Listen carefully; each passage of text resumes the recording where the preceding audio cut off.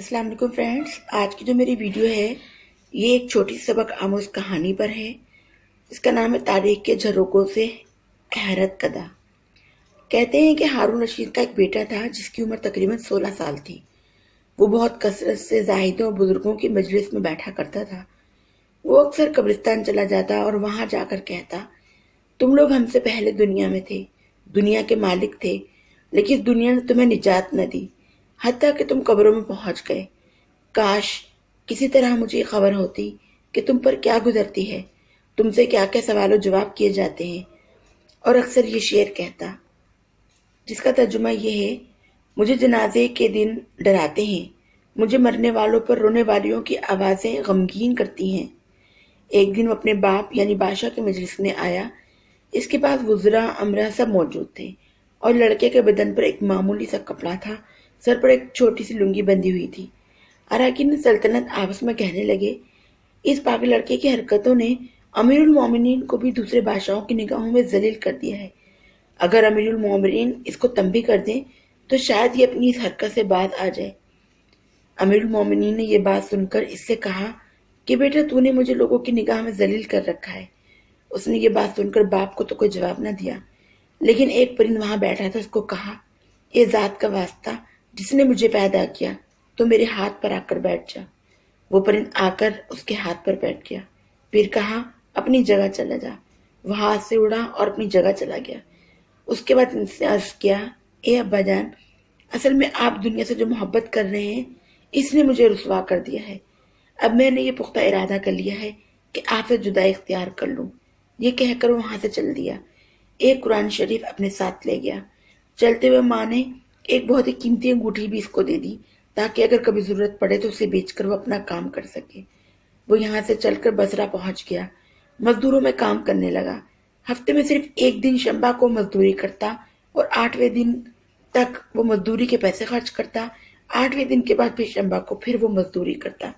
1 درہم اور 1 دانک یعنی درہم کا 6واں حصہ مزدور کا لیتا تھا، اس سے کم یا زیادہ نہیں لیتا تھا۔ 1 دانک روزانہ خرچ کرتا۔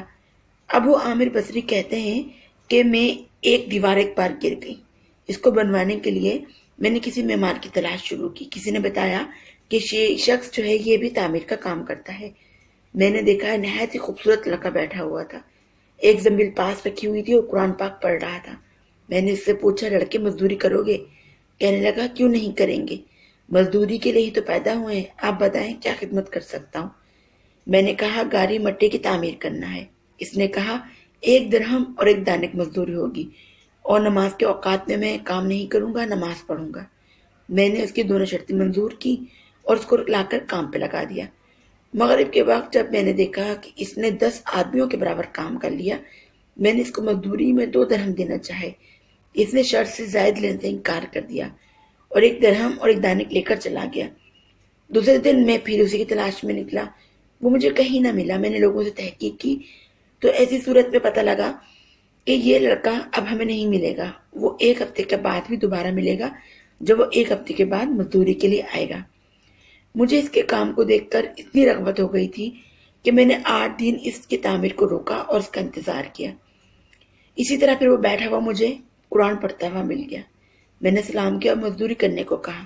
اس نے وہی 2 شرطیں رکھی، میں نے منظور کر لی۔ وہ میرے ساتھ آ کر کام کرنے لگا۔ مجھے اس پر حیرت ہو رہی تھی کہ پچھلے شنبہ کو اس اکیلے نے 10 آدمیوں کا کام کیا تھا، اس لیے اس مرتبہ میں نے اس کی حرکت کو چھپ کر دیکھنے کا فیصلہ کیا۔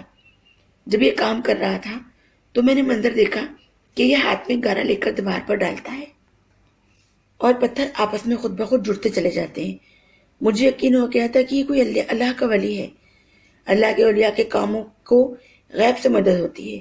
جب شام ہوئی تو میں نے اس کو 3 درہم دینا چاہا، اس نے لینے سے انکار کر دیا۔ میں 3 درہم کیا کروں گا، 1 درہم اور 1 دانک لے کے چلا گیا۔ میں نے پھر ہفتہ انتظار کیا، پھر تیسرے شنبہ کو پھر اس کی تلاش میں نکلا، لیکن وہ مجھے نہ ملا۔ میں نے لوگوں سے تحقیق کی تو ایک شخص نے بتایا کہ وہ 3 دن سے بیمار فلاں دیوار کے ساتھ فلاں ویرانے میں جنگل میں پڑا ہے۔ میں نے اس شخص کو اجرت دے کر اس پر راضی کیا کہ مجھے اس جنگل میں پہنچا دے۔ وہ مجھے ساتھ لے کر جنگل میں لے گیا۔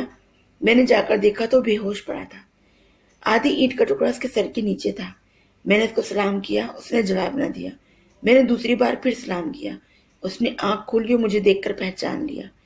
میں نے اس کا سر اپنی گود میں رکھ لیا اور اس کا سر اپنی گود میں رکھنے کے بعد اس نے چند کلمات کہے۔ دنیا کی نعمتوں دھوکے میں نہ پڑنا، عمر ختم ہوتی جا رہی ہے، یہ نعمتیں سب ختم ہو جائیں گی۔ جب تو کوئی جنازہ لے کر قبرستان میں جائے گا تو سوچتا رہے گا تیرا بھی ایک دن آنا ہے، تیری بھی عمر ختم ہو جانی ہے اور اسی طرح تیرا بھی جنازہ اٹھنا ہے۔ اس کے بعد اس نے مجھے کہا کہ ابو عامر، جب میری روح نکل جائے تو مجھے نہلا کر اسی کپڑے میں دفنا دینا۔ میں نے کہا میرے محبوب، اس میں کیا حرج ہے کہ میں آپ کے لیے نئے کفن کا انتظام کروں؟ انہوں نے جواب دیا، نئے کپڑوں کی تو زندہ لوگوں کو ضرورت ہے۔ یہ جواب حضرت ابو بکر صدیق رضی اللہ عنہ کا بھی تھا۔ انہوں نے بھی اپنے وصال کے وقت یہی فرمایا تھا کہ مجھے انہی چادروں میں کفن دینا اور نئے کپڑوں کی اجازت چاہی تو انہوں نے منع کر دیا تھا۔ لڑکے نے کہا، کفن نیا ہو یا پرانا، ہمارے ساتھ تو ہمارے اعمال نے ہی جانا ہے، اور یہ میری لنگی اور لوٹا قبر کھودنے والے شخص کو مزدوری میں دے دینا۔ یہ انگوٹھی اور قرآن شریف ہارون رشید تک پہنچا دینا اور اس کا خیال رکھنا کہ خود ان کے ہاتھوں میں ہی دینا، اور کہہ دینا کہ ایک پردیسی لڑکے کی یہ امانت تھی جو کہ میرے پاس تھی۔ ایسا نہ ہو کہ غفلت اور دھوکے کی حالت میں موت آ جائے۔ یہ کہہ کر ان کی روح نکل گئی۔ اس وقت مجھے معلوم ہوا کہ یہ لڑکا شہزادہ تھا۔ ان کے انتقال کے بعد ان کی وصیت کے مطابق میں نے انہیں دفن کیا۔ دونوں چیزیں گورکن کو دی۔ قرآن پاک اور انگوٹھی لے کر بغداد پہنچا۔ قصر شاہی کے قریب پہنچا تو بادشاہ کی سواری نکل رہی تھی۔ میں ایک اونچی جگہ پہ کھڑا ہو گیا۔ اول ایک بڑا لشکر نکلا جس میں تقریباً 1000 گھوڑے سوار تھے۔ اسی طرح یک کے بعد دیگرے 10 لشکر نکلے، ہر ایک میں تقریباً 1000 سوار تھے۔ 10ویں جتھے میں جب میں امیر المومنین وہاں سے گزرے تو میں نے انہیں آواز دی، آپ کو حضور اقدس رضی اللہ عنہ کی قربت رشتہ کا واسطہ، ذرا سا رک جائیے۔ میری بات پر انہوں نے مڑ کے دیکھا۔ میں نے جلدی سے آگے بڑھا اور ان کے پاس ایک پردیسی لڑکے کی امانت پہنچا دی جس کی وصیت تھی کہ دونوں چیزیں انہیں پہنچا دی جائیں۔ بادشاہ نے ان چیزوں کو دیکھا اور پہچان لیا اور نظریں نیچے کی، ان کے آنسو جاری ہو گئے۔ انہوں نے دربان کو حکم دیا کہ انہیں اپنے پاس روک لو اور جب میں واپس آؤں تو انہیں میرے پاس لے آنا۔ جب وہ واپس آئے تو انہوں نے مجھے اپنے پاس بلایا اور کہا میرے قریب آ کر بیٹھ جاؤ۔ کہنے لگے تم میرے بیٹے کو جانتے ہو؟ میں نے کہا جی ہاں، ان کو جانتا ہوں۔ کہنے لگے وہ کیا کام کرتا تھا؟ میں نے کہا گارے مٹی کی مزدوری کیا کرتا تھا۔ کہنے لگے تم نے مزدوری پر اسے کام پر رکھا؟ میں نے کہا مجھے اس بات کا ذرا بھی اندازہ نہ تھا کہ حضور اقدس صلی اللہ علیہ وسلم سے ان کی قرابت تھی۔ انہیں پہچانتا تو کبھی کام پر نہ رکھتا۔ اس کے بعد انہوں نے اس قبر پہ جانے کا ارادہ کیا۔ ابو عامر ساتھ تھے، ان کی قبر پہ پہنچے۔ ہارون رشید نے چند شعر پڑھے جن کا ترجمہ یہ تھا کہ اے وہ مسافر جو اپنے سفر سے کبھی بھی نہ لوٹے گا، موت نے کم عمری کے ہی زمانے میں اس کو جلدی سے اچک لیا۔ اے میری آنکھوں کی ٹھنڈک، تو میرے لیے انس اور دل کا چین تھا، لمبی راتوں میں بھی اور مختصر راتوں میں بھی۔ تو نے موت کا وہ پیالہ پیا ہے جس کو عنقریب تیرا بوڑھا باپ بڑھاپے کی حالت میں پیے گا، بلکہ دنیا کا ہر آدمی اس کو پیے گا، چاہے وہ جنگل کا رہنے والا ہو یا شہر کا۔ بس سب تعریفیں اسی وعد و لا شریک لہو کے لیے ہیں جس کی لکھی ہوئی تقدیر کے کرشمے ہیں۔ ابو عامر کہتے ہیں کہ اس بات جو رات آئی تو جب اپنے وظائف پورے کر کے لیٹا ہی تھا، میں نے خواب میں دیکھا کہ ایک نور کا کعبہ ہے جس کے اوپر ابر کی طرح نور ہی نور پھیلا ہوا ہے۔ مجھے اس لڑکے کی آواز آئی، ابو عامر تمہیں حق تعالی شان و جزائے خیر دے، تم نے میری تجدید و تکفین کی اور میری وصیت پوری کی۔ میں نے اس سے پوچھا کہ میرے پیارے تیرا کیا حال گزرا؟ کہنے لگے میں ایسی مولا کی طرف پہنچا ہوں جو بہت کریم ہے اور مجھ سے بہت راضی ہے۔ مجھے اس مالک نے وہ چیزیں عطا کی ہیں جو کبھی کسی نے آنکھ سے نہ دیکھی ہوں گی، کان سے نہ سنی ہوں گی۔ اس آدمی کے دل میں ان کا خیال گزرا۔ ایک مشہور حدیث پاک کا یہ مضمون ہے جو حضور اقدس صلی اللہ علیہ وسلم کی ارشاد تھی کہ اللہ پاک ارشاد فرماتے ہیں کہ میں نے اپنے نیک بندوں کے لیے ایسی چیز تیار کی ہیں جو نہ کسی نے کبھی آنکھوں سے دیکھی ہوں گی اور نہ ہی کبھی کانوں سے سنی ہوں گی۔ اس کے بعد حضرت عبداللہ بن مسعود فرماتے ہیں کہ تورات میں لکھا ہے کہ حق تعالی شان ان لوگوں کے لیے جن کے پہلو کو رات خوابوں سے دور رہتے ہیں، یعنی تہجد گزاروں کے لیے وہ چیزیں تیار کر رکھی ہیں جن کا کسی نے آنکھ سے کبھی نہ دیکھا نہ سنا، کسی آدمی کے دل پر اس کا خیال تک نہ گزرا ہوگا۔ ان کو کوئی مقتدر فرشتہ ہی جان سکتا، نہ ہی کوئی نبی رسول جان سکتا ہے۔ یہ مضمون قرآن پاک میں بھی ہے۔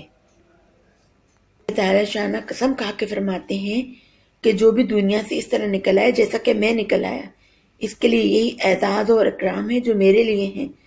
کسی شخص کو خبر نہیں کہ جو آنکھوں کی ٹھنڈک کا سامان ایسے لوگوں کے لیے خزانہ غیب میں موجود ہے۔ اس کے بعد اس لڑکے کا کہا کہ حق تعالیٰ شانہ نے قسم کھا کے فرمایا ہے کہ جو بھی دنیا سے اس طرح نکل جائے گا جیسا کہ میں نکل آیا، اس کے لیے اعزاز و اکرام ہے۔ تو اس لیے میرے دوستو، اگر ہم بھی دنیا سے ایسے ہی چلے جاتے ہیں کہ ہم اللہ تعالیٰ سے توبہ استغفار کرتے رہتے ہیں، نیک کاموں کرنے کی کوشش کرتے رہتے ہیں، گناہوں سے بچتے رہتے ہیں، تو انشاءاللہ ہمارے لیے بھی بہت اعزاز و اکرامات ہیں کہ جو نہ ہم نے کبھی سنے، نہ دیکھے، اور نہ ہی ہم اس کا تصور کر سکتے ہیں۔ یہ تحریر بھی ہمارے بھی منظور احمد آفریدی کی ہے، اور امید کرتی ہوں کہ آپ کو یہ چھوٹی سی سٹوری اچھی لگی ہوگی۔ یہ ایک سچی کہانی ہے جو سبق آموز بھی ہے، اور اس کہانی کا مقصد صرف یہ تھا کہ ہم اس چیز کو سوچ لیں کہ ہم دنیا میں خالی ہاتھ آنا ہے اور خالی ہاتھ ہی چلے جانا ہے۔ تو اس لیے کیونکہ ہمارے اعمال ہی ہیں جو ہمیں وہاں پر جا کر بچائیں گے، اور دنیا سے ہم کچھ نہیں لے جا سکتے اپنے اعمال کے سوائے۔ امید کرتی ہوں کہ میری اور میرے بھائی کی کاوش آپ کو اچھی لگی ہوگی، اور ویڈیو اگر اچھی لگی ہو تو اسے لائک کر دیجیے گا، نیچے لگے ریڈ بٹن سبسکرائب کر دیجیے گا، بیل آئیکن پریس کر دیجیے گا تاکہ ڈیلی ویڈیوز کی نوٹیفیکیشن آپ کو مل سکے، اور کمنٹ باکس میں کمنٹ بھی کر دیجیے گا، ویڈیو کو شیئر بھی کر دیجیے گا تاکہ زیادہ سے زیادہ لوگ ہمارے ساتھ کنیکٹ ہو سکیں۔ اور چاہے تو ویڈیو کے لاسٹ میں لوگو آئے گا، اسے کلک کر کے بھی آپ میرے چینل کو سبسکرائب کر سکتے ہیں۔ آج کے لیے اجازت چاہتی ہوں، اللہ حافظ۔